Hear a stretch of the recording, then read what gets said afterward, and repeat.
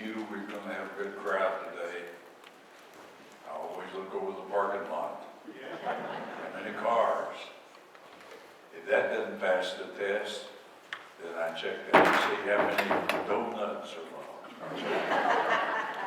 And when I got the last donut for Alice, I knew we had a good crowd today. And then, if that doesn't pass the test, just count the children that are here with Kim. That's always a good sign of a good morning at First Baptist Church in Slate. This is an important day for us. We prayed together, we prayed individually, we prayed earnestly. I trust we prayed believingly, asking God to do things that only God can do. It's really a divine providence and miracle. Anytime a congregation and a good pastor come together in a wholesome, healthy, fruitful relationship. That's a work of God, and that's what we're asking for. And as I've been thinking about this, last Sunday, I changed in the middle of the stream after Nez had already put in the bulletin the outline of the message for today, which we delayed till today. And it's found in 1 Peter chapter 5. Let me give you just a word or two of background about Peter. Peter was probably, legitimately, the first Christian pastor. He was one of the first Jesus chose to be an apostle. He was the one, just before he went back to heaven, to whom Jesus, after questioning him about his love, said to him, "Feed my sheep. Take care of my little ones," in John chapter 21. That really is a pastoral kind of charge. And then when you open his first letter, he wrote 2 letters. Both of them he wrote from Rome, where he was there as a spiritual leader, still an apostle. He was an apostle until the day he died. And he died as a martyr in Rome. When the one day we visited there one time, they took us to the place of his martyrdom. But until the very end, he saw himself as an elder, an apostle, that special relationship with Christ, but as an elder, which is a biblical term, a New Testament term, for a pastor. I want to read 1 Peter chapter 5. I want to read the first 4 verses of this chapter. And then I want to talk with you about the idea that's revealed here, that the men who qualify as pastors, and they do it well, will in eternity wear a crown. That's what Peter gives as a word of encouragement to elders, pastors, in that first century, little congregations across the Roman Empire. Begin with me, let me read in verse 1 of chapter 5. The elders who are among you, I exhort. So, though I'm reading this to you, it's in the letter, particularly for pastors, the kind of man that we're looking for to be your leader. I exhort, I who am a fellow elder and a witness of the sufferings of Christ, and as a partaker of the glory that will be revealed. And then he begins his words of exhortation and encouragement to these men who will function in the church, who are functioning in the church as pastors. Here's what he says. Shepherd the flock of God which is among you, serving as overseers. But, let me get my Bible up a little closer here, where I get a little bit more light. I went to the ophthalmologist this week, and the doctor assured me that my eyes were in good shape.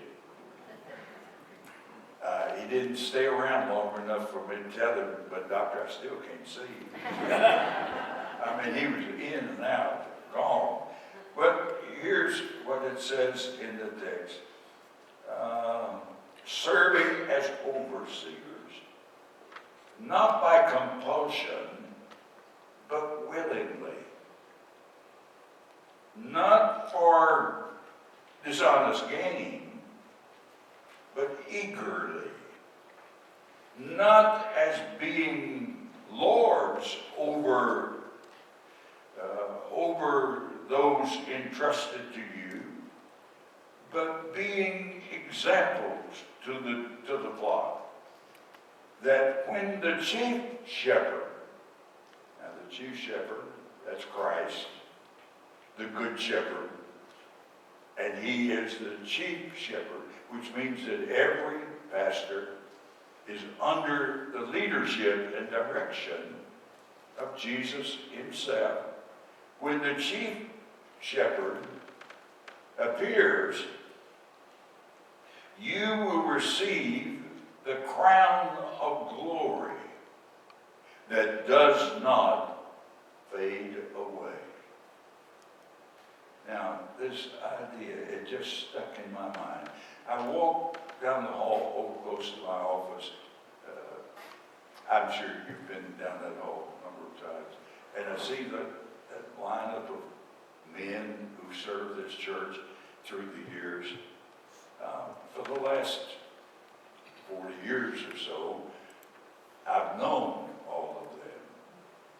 The oldest of your pastors that I got to know when I first came to West Texas was Dr. Ferguson. I'm sure you went to Dr. Ferguson probably when he was your pastor.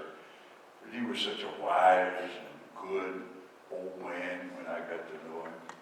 And I got to know him better through his son, who was a medical doctor in Albuquerque and a deacon in the First Baptist Church in Albuquerque, and remembered gladly his days in Slayton. Beginning with him, Brother J.T. Bolden was one of my dearest mentors and friends when he was on the staff of the First Baptist Church as associate pastor. We had a number of good times of discussion about his life and ministry. Dr. Bolden, only God knows how many funerals he preached, how many weddings he performed, how many good deeds he and his wife did together. I can't think of anybody I know that would be more deserving of a crown than Brother J.T. I think of Robert Moore, who served a long time. I knew Robert, being the son-in-law of Dr. Grant at First Baptist Church. We became friends and fellow encouragers during his years in Lubbock and here. Wearing a crown. There's a tendency in our culture to under-evaluate men who serve local churches as pastors. This is not a day when it's an honored thing to be the pastor of a local church. There's a lot of contributors to that. One is just the culture itself has changed.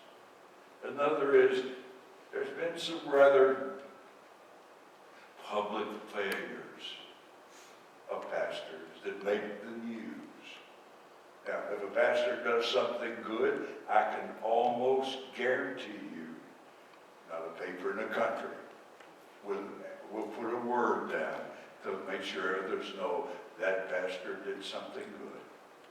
But if he stumbles, if he messes up, they'll put it on over and over and over and over again. They want us to know somebody who was expected to do better has done bad. But when I come to this text, here I find the basis for an expectation that the man that you're going to call to be your pastor, when he gets through here and finishes up what God's got him to do on the earth, that God will take him to heaven and give him a crown. There are three things that I find in this text that encourage me in this direction. Here's the first one. The work they do. Now, if I just took a survey, we took a moment and we shared expectations about what your next pastor's going to do, we would come up with an interesting kind of collection. Your expectations are primarily based on your experiences, some good, some bad. I have served 7 churches.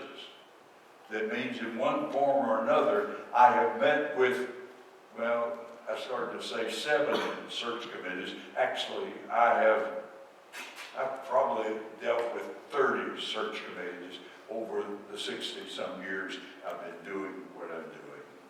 But you can almost tell what's been going on in the church by the first question they ask you as a prospective pastor. I remember the committee from First Baptist Church Lubbock came to visit with us in Fort Worth when we were there. Dr. Jerroy Weber had been their pastor for a few years, and Dr. Weber had had about 3 heart attacks and then finally had to give up the pastoring. The first question they asked me was, "How's your health?" They wasn't going to call a sick pastor. Well, they didn't call me at that time. We had too many little kids at that point. But I remember another committee I dealt with in Tennessee, back in my home country. Their last pastor had created conflict in the church because he opposed the church having a softball team. He just thought that's, back in the mountains where I grew up, most everything was sin, and playing baseball or softball could be one of them. They didn't think the church ought to have anything to do with softball. First question they asked me, "What do you think about the church having softball teams?" What is it a pastor's supposed to do? Look at the text.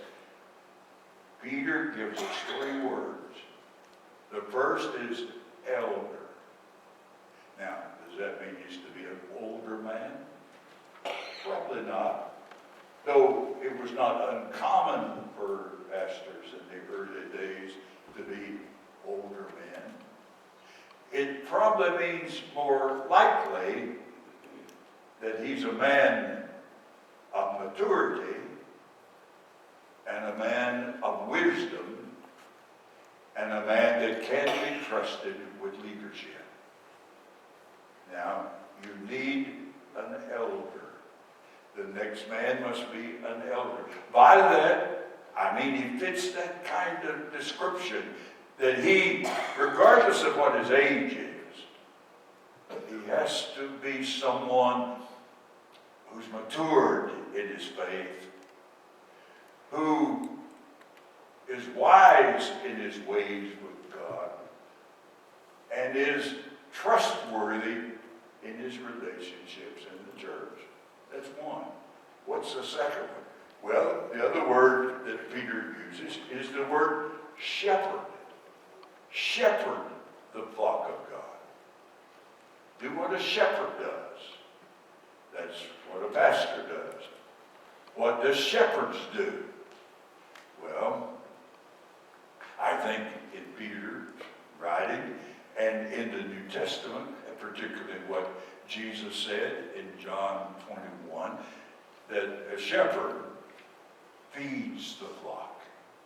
There's a strong emphasis in the Bible that the man who leads is an elder or a leader or a pastor in the church must be apt to teach and must be capable in expounding and explaining the Bible to the people of God.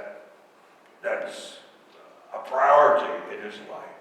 In fact, he must have in his life the disciplines that will allow him to become a careful student of the Word of God and a faithful expounder of the Word of God. But then there's that third word, oversight. Now, there are other texts that we could put beside this. You might ought to look them up. Try, if you've got a reference Bible, find the other references that are parallel to oversight. What does oversight mean? Look at it from the pastor's side. The man you're going to call will be accountable to God for the spiritual welfare of his congregation. Do you know who you are? You are the flock of God. You're heaven's most valuable earthly treasure. You are the church, the people of God. God has the death of his Son and his eternal purposes invested in you. He does. I'm talking about you. You say, you talk about the deacons, I'm talking about the congregation of the people of God. And the man of God who fills this pulpit is accountable to God to look out for your spiritual warfare, your spiritual welfare, and how you do in the struggles and warfares of life. As I look back over my years, I never had in my childhood and youth, I only had one pastor who'd ever gone to college. Good man. He lasted 1 year at our church. That's back in the days when they voted on the pastor every year. And when the first year was ended, and it's time to vote, we'll keep him for another year. He'd made some mistakes, and they didn't keep him for a second year. But my pastors, my childhood pastors, my youth pastors, were primarily good, humble, godly men who knew the Lord and who cared about my spiritual welfare. They prayed for me. They offered me counsel. They gave me encouragement. They were my earthly shepherds. Because of what they do. Since they're taking care of heaven's most precious commodity, the people of God, the flock of God, his treasure, since they're doing that, if they do it well, we ought not to be surprised when we stand in the presence of the Lord if they're wearing a crown. He's got a crown. Nothing is more important to God than the safety and welfare of the people of God for whom he gave his Son. But then there's a second thing. Not only what they do, but how they do it. Now, woven into this text, there's three statements that Peter puts for the elders. Remember, this is going to the pastors. Three statements that he puts in that are critical for our understanding why God would give them a crown. Look at the first one.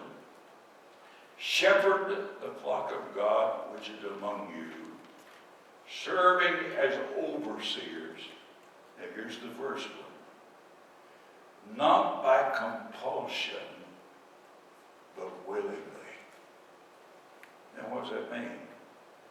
Well, in that early day, all the pastors came from the congregation. That was a normal pattern, that some good, godly, spirit-filled man from the congregation would step forward to become the pastor of the congregation. Peter thought it was extremely important that whenever a man had hands laid on his head, consecrating him to the ministry, that he have in his heart a readiness and a willingness to do it. It ought not to be something that his parents have persuaded him to do. It ought not to be something that his friends have persuaded him to do. But it ought to be something that he does with deep willingness before God.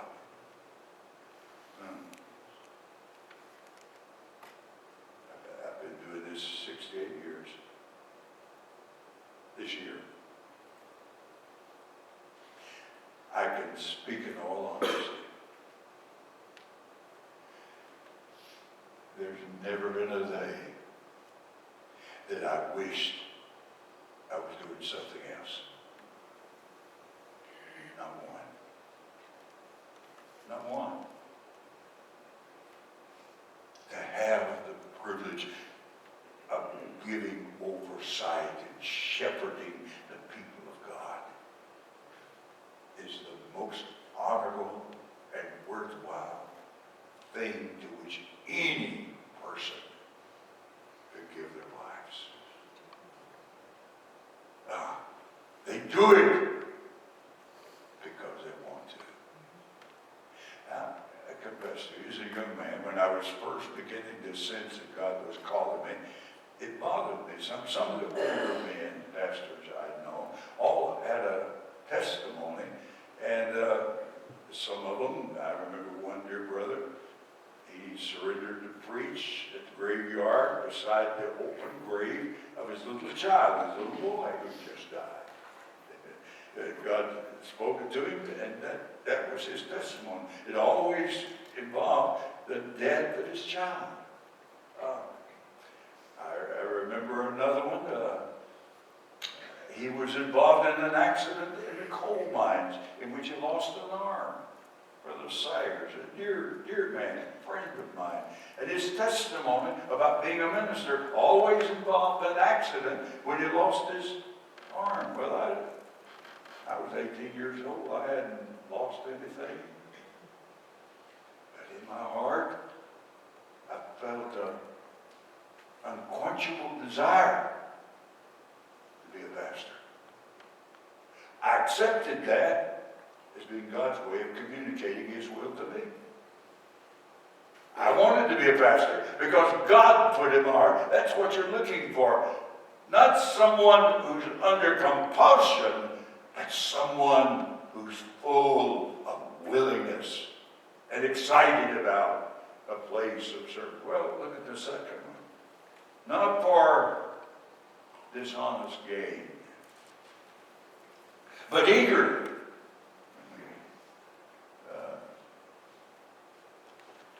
Dishonest gain, filthy lucre, another place it's translated in the Bible. Money. Now,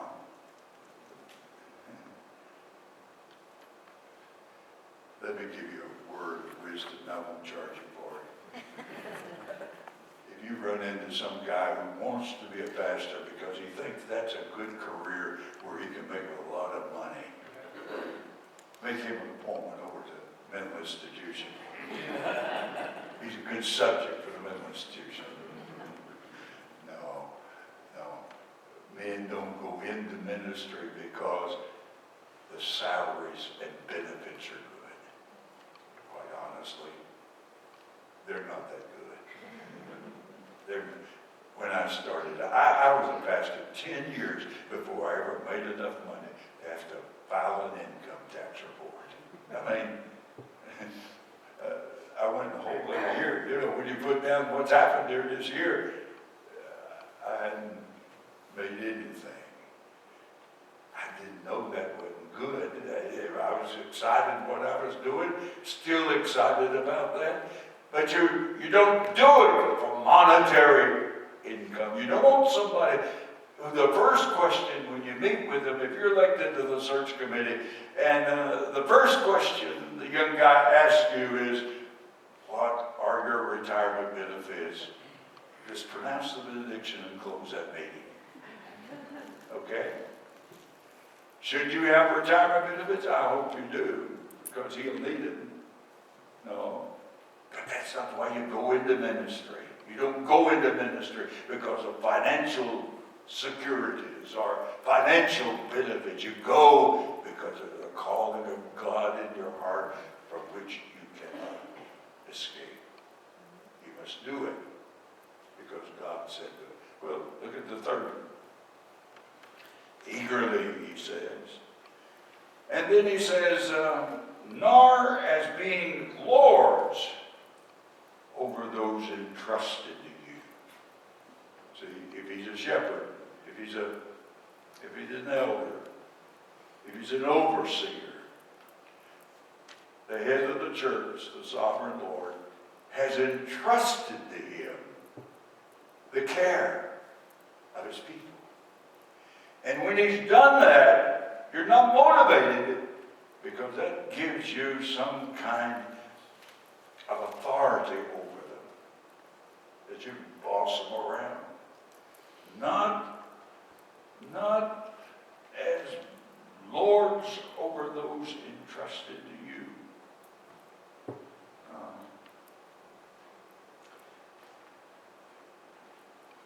Does a pastor have authority? When you call him? No. If he serves a while and he does it well, he'll have more than you can imagine. It's a trust factor. And that's the reason the apostle adds that word, not being lords, but being examples to the flock. A good pastor earns the trust of his people. And when he says, why don't we do this? They're ready to do it. Now, that takes time. Dr. W.A. Criswell, who pastored First Baptist Church in Dallas for 57 years, said to a friend of mine, I knew Dr. Criswell, he never said this to me, but he said to a friend of mine, he said, I was pastor of First Baptist Church in Dallas 25 years before they trusted me as pastor. He followed Dr. George Truett, who had been there forever, and was Mr. Baptist for the whole United States. And he came in to take his place. It took a long time for them to transfer their trust from Dr. Truett to Dr. Criswell. Brother Cleve was here a long time. How do you put a lot of trust in him?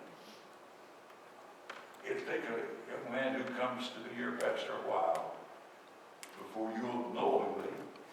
It won't be something, it's a mysterious thing. I remember, how am I doing on time? I'm getting behind, aren't I?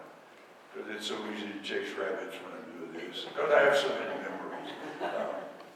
When I was pastor at the North Fort Worth Baptist Church in Fort Worth, Dr. Jimmy Morgan, my predecessor, was there 27 years. That's a long time. 27 years. He went to be pastor at the First Baptist Church at Hurst, there in the Fort Worth area. And I was called to take his place in that old church that was in a state of decline. I can still remember the night when I really became the pastor. It wasn't the night they voted on me. They was just going on the recommendation of a search committee. The chairman of the committee said, we believe Brother Lauer is the right man. But But on this particular night, after I'd been there a couple of years, we'd gone through a process and we'd made a decision about the future of our facilities. And that night, the church wholeheartedly adopted that decision. Well, that night, when they adopted that decision, they affirmed that I was now the pastor. That takes a while. So when you call a new pastor, you've got to give him space to become a pastor among you and to earn your trust and your fellowship. And so you have seen him well enough, listened to him enough, observed him enough, that you know, if I follow his example, we'll have a good church and I'll be a better Christian. Examples to the flock. Well, let me close with one third word here. Not only why he does what he does, or how he does what he does, but the goodness of the one he serves. Now, you won't understand this, but that's all right with me. Your new pastor doesn't come to serve you. He comes because he's the servant of the Lord. And the Lord sent him to serve you. His first relationship is not with you, it's with him. He's the chief shepherd.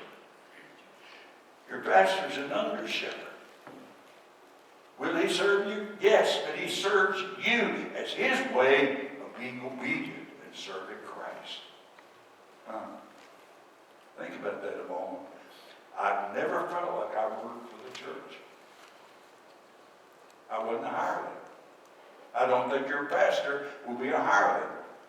If God called him and God sent him, he's God's man. That's first and foremost. And ultimately, when it's all over, what does the Lord, the chief shepherd, have to say about how he did? And if he does it well, he'll wear a crown. Think about that a moment. Let me tell you a story. I read this some years ago.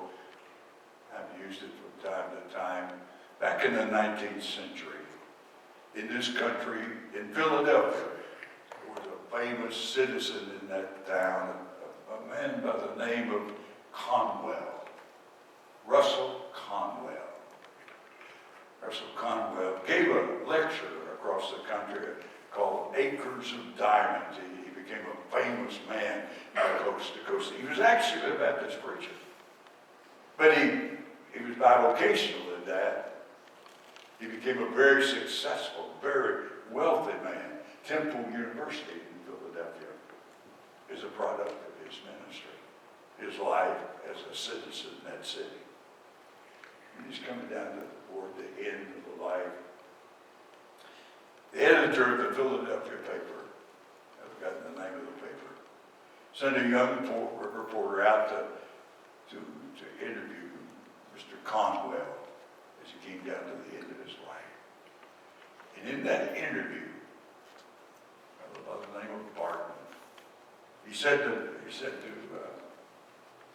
Conwell, "Sir, as you come down to the end of your life, and you look toward the future, what are your thoughts? What do you think about your future?" And Conwell said to me, "I'm glad you asked me that question. Let me tell you a story." He said, when I was 11 or 12 years old, I grew up on a farm not far from Philadelphia. And one evening, my father said to me, at the end of the day, "Son, I've got to go on a trip tomorrow, and there's some things I need for you to do for me tomorrow.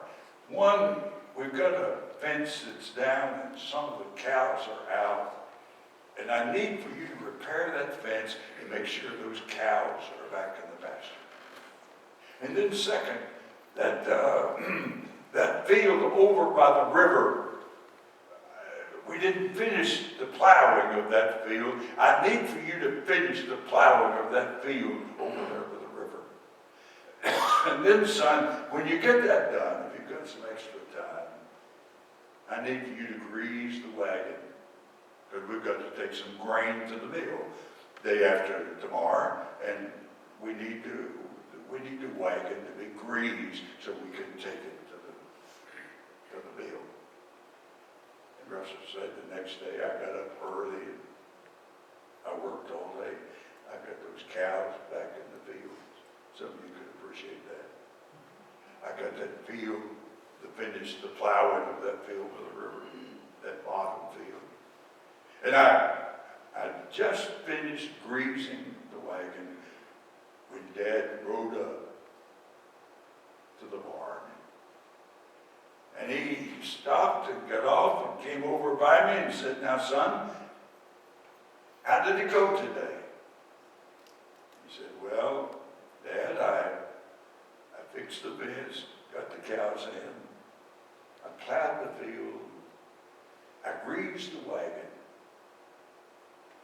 He said, my dad paused a moment, reached over, put his arm around my shoulder, pulled me in close, and said, "Russell, you did a good work.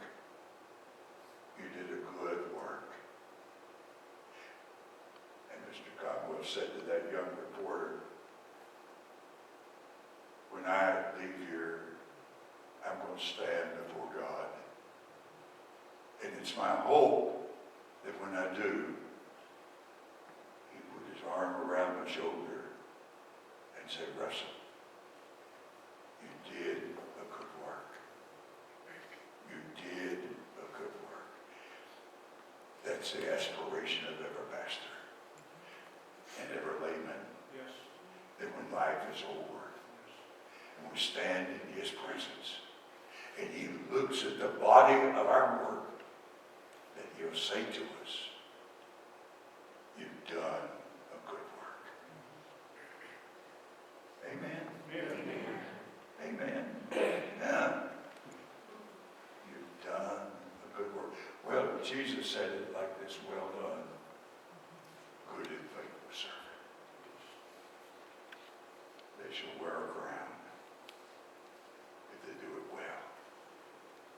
I want my pastor when he gets to heaven to wear a crown. I do. I want my pastor. I'm going to pray to that end. I'm going to do all I can to encourage him to that end. That when it's over,